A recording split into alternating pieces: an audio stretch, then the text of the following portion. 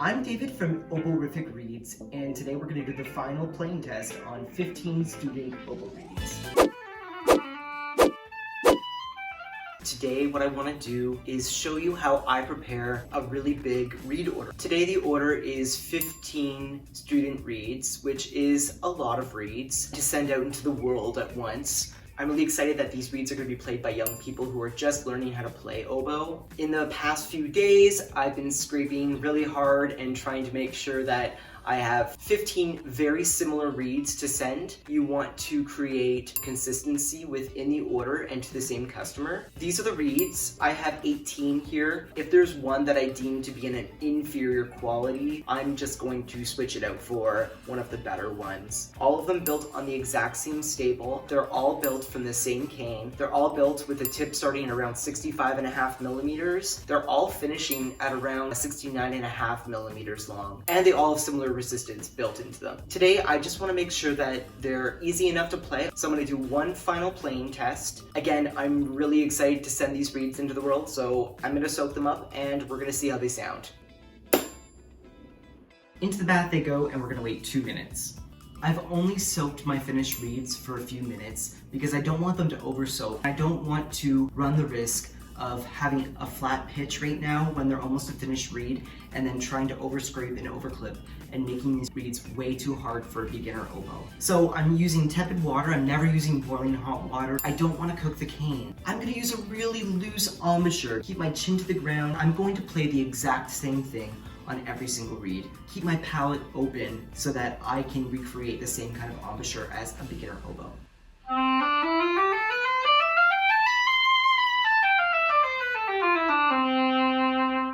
So this is number 3. This reed is ready to go. So this is a very rudimentary reed chart, and this is just the one that I'm going to do right before I send my reeds out. This is number 2.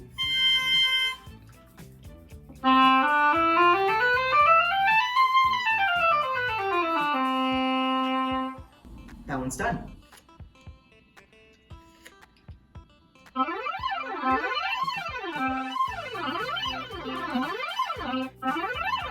Number 4.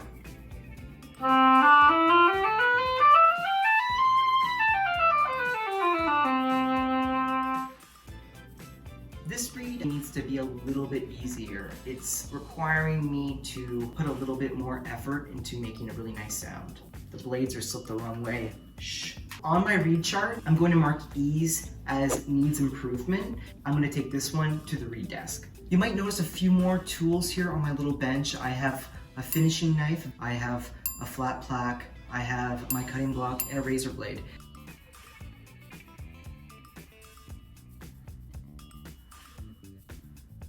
We'll see how it sounds. Already a lot better.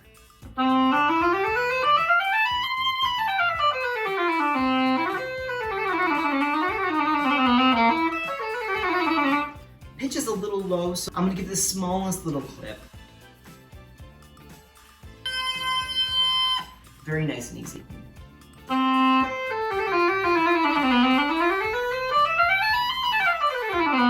Just like that, this reed is ready to go. Right before I send these reeds out, I want to sterilize them and let them dry completely.